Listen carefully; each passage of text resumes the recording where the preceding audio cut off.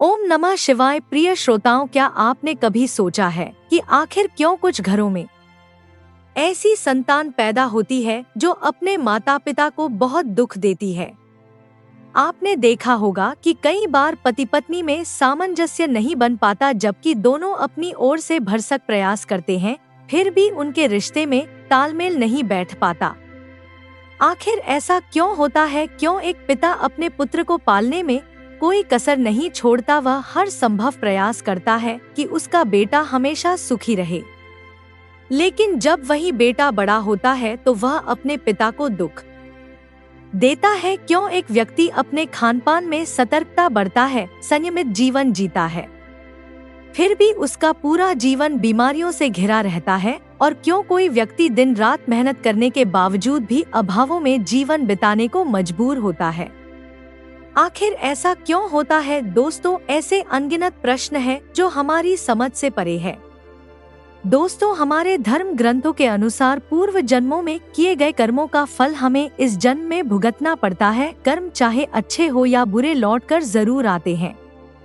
कोई माने या ना माने, लेकिन यह बात बिल्कुल सत्य है कि हमारे कर्म हमारे पास वापस जरूर आते हैं। कहीं किसी के घर में सुख देने वाली संतान जन्म लेती है तो कहीं दुख देने वाली। आखिर ऐसा क्यों होता है? दोस्तों, कहीं ना कहीं यह सब हमारे अपने ही कर्मों का फल है, जिसके कारण यह सब होता है। दोस्तों, इन बातों को समझने के लिए हम आज आपको एक कथा सुनाने जा रहे हैं जो हर व्यक्ति के लिए महत्वपूर्ण है। मेरा आपसे निवेदन है कि इस कथा को अंत तक पूरा सुनिए। इसमें हम आपको बताएंगे कि कैसे पूर्व जन्म में किए गए कर्म इस जन्म में हमारे जीवन को प्रभावित करते हैं। दोस्तों, कथा को शुरू करने से पहले मेरा आप सभी से निवेदन है कि इस कथा को अंत तक पूरा सुने। इसे बीच में आधा अधूरा छोड़ कर ना जाए, क्योंकि आधा ज्ञान घातक होता है। तो ज्यादा देर ना करते हुए चलिए कथा को प्रारंभ करते हैं। दोस्तों, यह बहुत पुराने समय की बात है। एक गांव में दो कुत्ते रहते थे। दोनों पक्के दोस्त थे। वे हमेशा साथ रहते, साथ खेलते, साथ खाते पीते और साथ सोते थे। उनमें से एक का नाम था शेरू और दूसरे का नाम था मेरू। एक दिन शेरू और मेरू जब आराम से बैठे थे तो वे आपस में बातें करने लगे।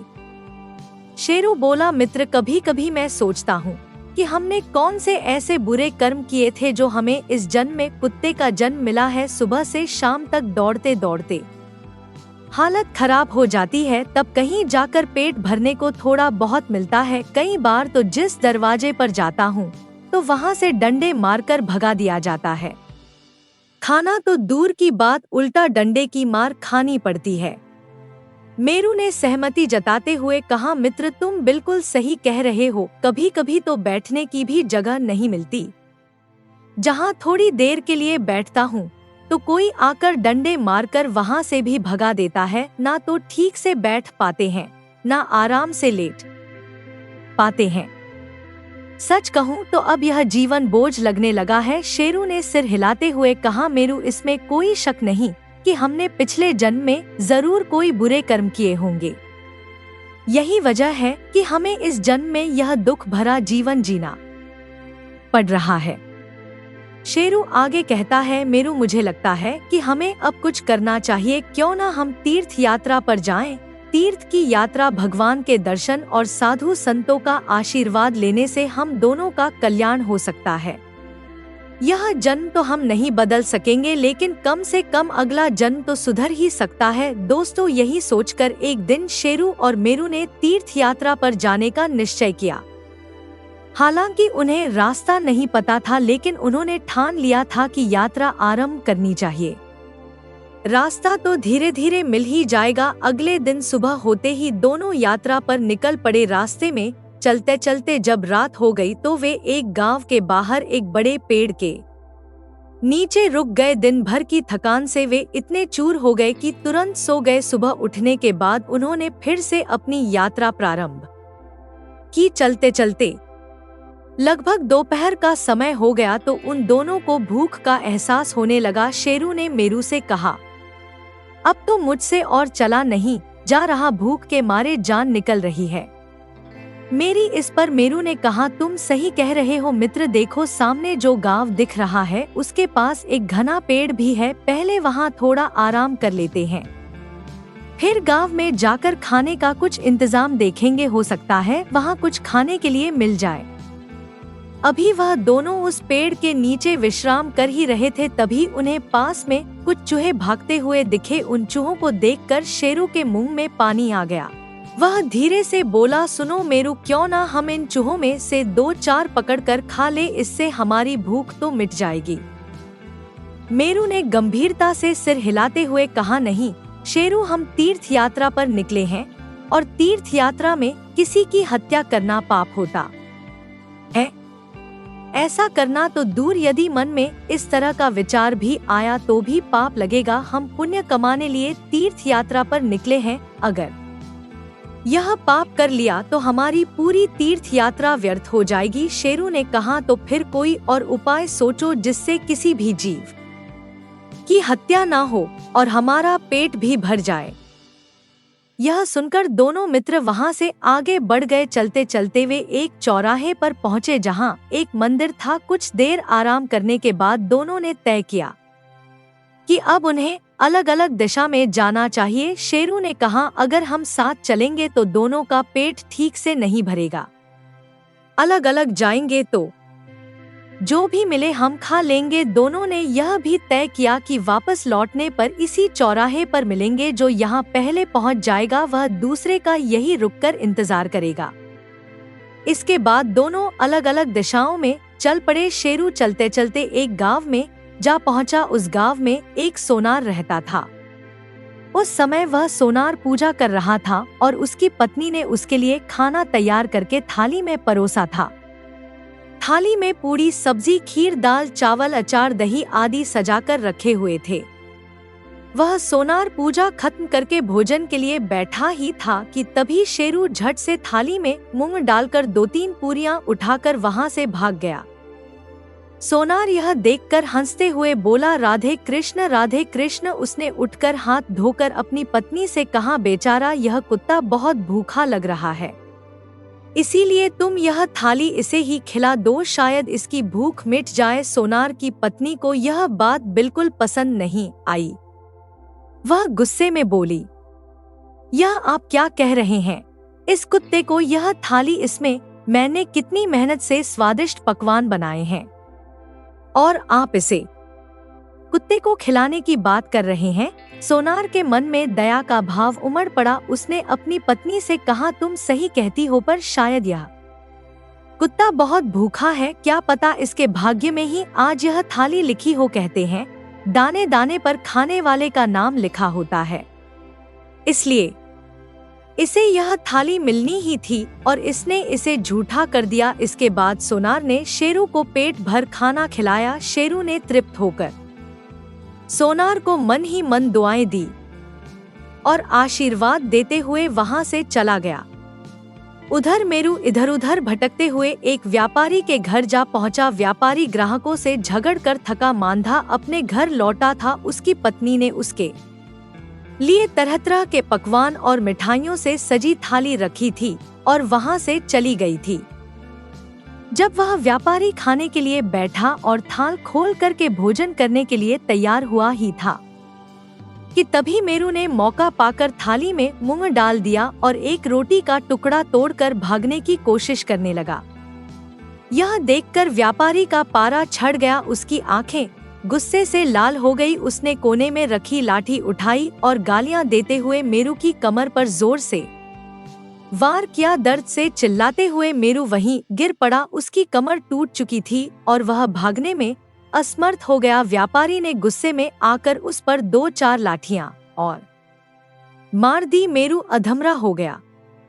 वह सोचने लगा, मैं तो यहाँ पेट की आग बुझाने आया था, लेकिन यहाँ तो जान पर बनाई। यह व्यापारी कितना निर्दय है कि एक पूरी का टुकड़ा भी बर्दाश्त नहीं कर सका और मेरी कमर तोड़ डाली। इधर शेरू पेट भर खाना खाकर चौराहे पर आराम से बैठा था और अपने साथी मेरू का इंतजार कर रहा था।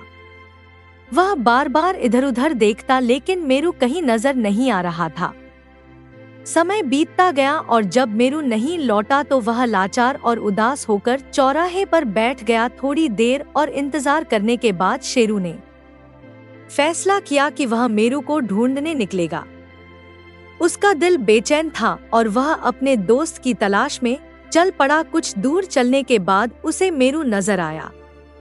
वह दौड़ते हुए उसकी तरफ बढ़ा। उसकी टूटी हुई कमर देखकर वह बहुत ही दुखी हुआ। उसने पूछा, भाई यह तुम्हारे साथ क्या हुआ? ऐसा किसने किया? कौन इतना निर्दय है जिसने तुम्हारी कमर तोड़ दी सिर्फ एक रोटी के लिए? मेरू की आंखों में आंसू आ गए। उसने दर्द से कराहते हुए शेरू को पूरी कहानी सुनाई। कहानी सुनकर शेरू की आंखों में आंसू आ गए। वह दुख से भर गया। कहानी सुनाकर मेरू गुस्से से बोला, मैं उस व्यापारी से बदला जरूर लूंगा, उसे बताऊंगा। लेकिन वह क्या करता? वह तो मजबूर था। वह अधम योनि में जो जन्म ले चुका था और वह कुत्ते की योनि में था। शेरू भी कृतज्ञ होकर बोला, मुझे भी उस सोनार का कर्ज चुकाना है। उसने मुझ पर कितनी कृपा की है। इन सब बातों पर विचार करते हुए आखिर में दोनों कुत्तों ने यह फैसला किया कि उन्हें अब अपने प्राणों को त्याग देना चाहिए और प्राण त्यागने के पश्चात उनके घरों में जन्म लेना चाहिए। इसके बाद दोनों कुत्ते शेरू और मेरू एक नदी में डुबकी लगाकर अपने प्राण त्याग देते हैं। संयोगवश व्यापारी को कोई संतान नहीं थी और ना ही सोनार को। सोनार के घर शेरू का जन्म हुआ और व्यापारी के घर मेरू का जन्म हुआ। व्यापारी बहुत खुश हुआ, लेकिन उसकी खुशी ज्यादा देर नहीं टिक पाई। जैसे ही व्यापारी के घर पुत्र पैदा हुआ, उसका बैल मर गया और उसकी पत्नी भी बीमार रहने लगी। साथ ही उसके बेटे के पहले ही जन्मदिन पर व्यापारी के हरे भरे खेतों में जानवर घुस गए, जिससे व्यापारी का जीवन मुश्किलों से भर गया। उधर सोनार के घर में भी जब पुत्र पैदा हुआ तो पुत्र के जन्म के साथ ही सोनार की पगड़ी राज दरबार में ऊंची हो गई। सोनार ने राजा को एक युद्ध में जीत की बात बताई, जिससे प्रसन्न होकर राजा ने उसे राज्य मंत्री नियुक्त किया और उसे एक महल और अपार धन भेंट दिया। जैसे जैसे सोनार का बेटा बड़ा हुआ, वह अपने पिता के समान तेजस्वी और गुणी साबित होने लगा।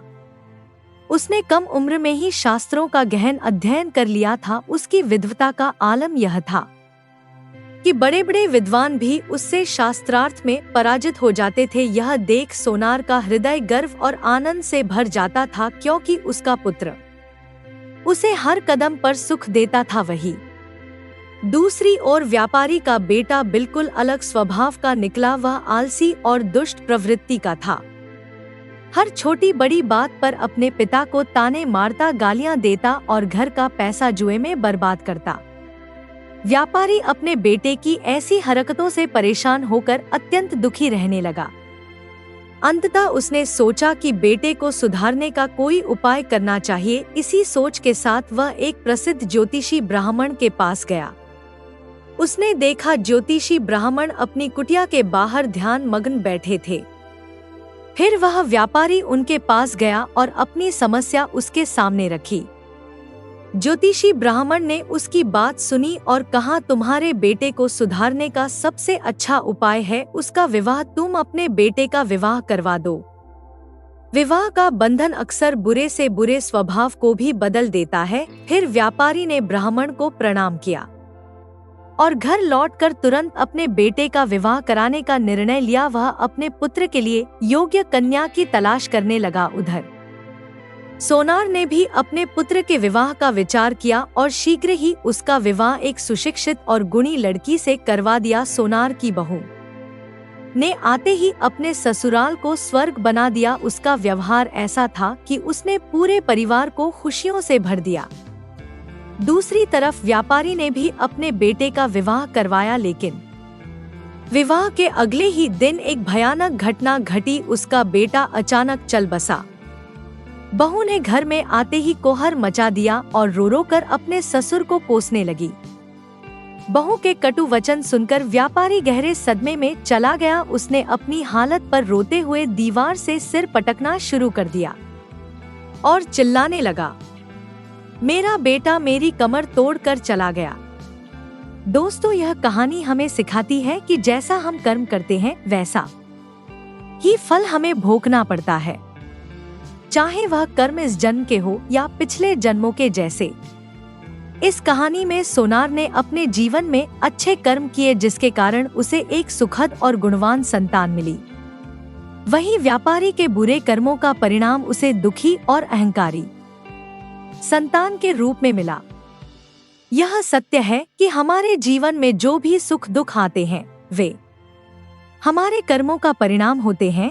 पति पत्नी में अनबन, घर में क्लेश या कोई अन्य समस्या, यह सब हमारे पूर्व जन्म के कर्मों का फल है। कर्मों का भोग धार्मिक और आध्यात्मिक दृष्टिकोण से मिलता है। धार्मिक और आध्यात्मिक साहित्य में कहा गया है कि अच्छे कर्मों से सद्गुणों और शुभ परिणामों की प्राप्ति होती है, जबकि बुरे कर्म जीवन में कष्ट और दुख लाते हैं। तो दोस्तों, आशा है यह कहानी आपको जरूर पसंद आई होगी। अगर यह वीडियो आपको अच्छी लगी हो तो कमेंट में हर हर महादेव लिखें।